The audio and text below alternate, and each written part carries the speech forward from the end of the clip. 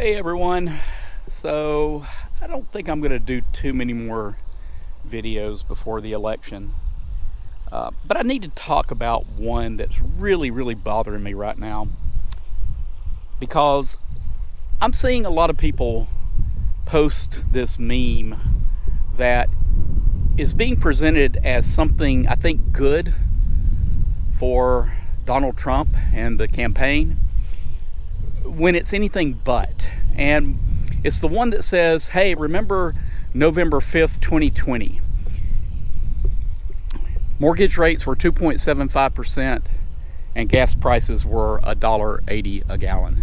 Now, let me just say, both of those are terrible signs of a healthy economy. And I'm going to explain that in a little bit. But let me just take you back to November 5th, 2020. Does anybody remember what was going on then? We were about, 7-8 months into full economic lockdown at that point. Over 65,000 small businesses had permanently closed, according to Yelp at that time.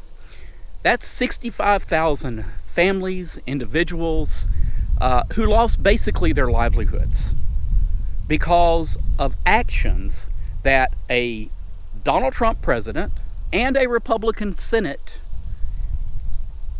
who was complicit with everything that was happening in the House by the Democrats, certainly, made that happen.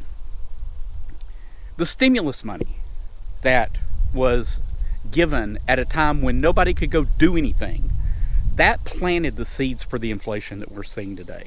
So don't give me November 5th, 2020 as a sign of a good, healthy economy. But let me tell you a couple of other reasons why. So the 2.75% mortgage rates. Let's think about that for a second.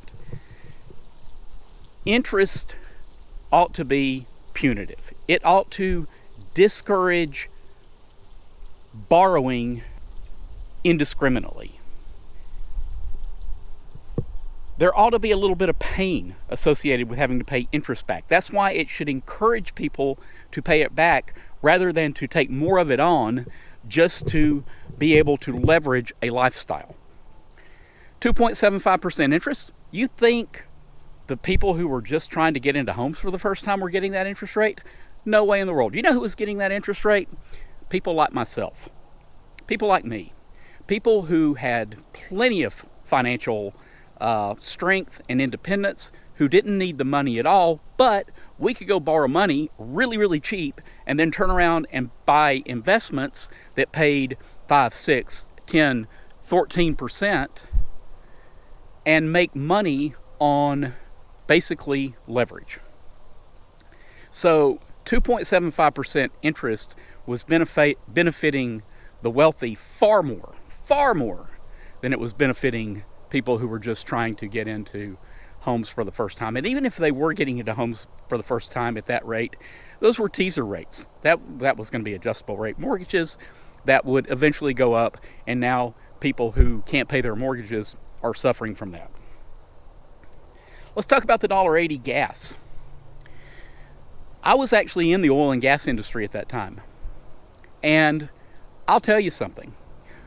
At that time, if oil dropped below about $55 a barrel, the domestic producers were not making any money. In fact, they were capping wells and just shutting them down until the market rebounded some. What had happened was Saudi Arabia and Russia had dumped massive amounts of oil into the U.S. market, driving the oil prices down. And the company I was working for, and this was at the end of 2019, before COVID even hit, we had gone from an employment of roughly about 700 people to just over 200 by the end of 2019, and then we reduced further because COVID was just the death knell.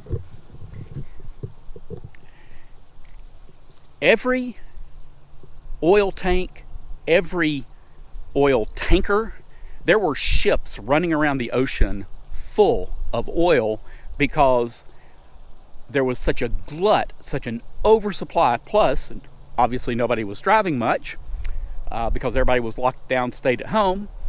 Gas prices dropped to an unsustainable level for the U.S. producers. And we talk about energy independence. If gas prices are $1.80, I can guarantee you that's not American oil that's being used. That's stuff coming from the Middle East and Russia. So let's get off of this, hey, look at what November 5th, 2020, and talking about it as a great sign, because in reality, it was not. I don't want to do 2020 over again as long as I live. I'm sorry.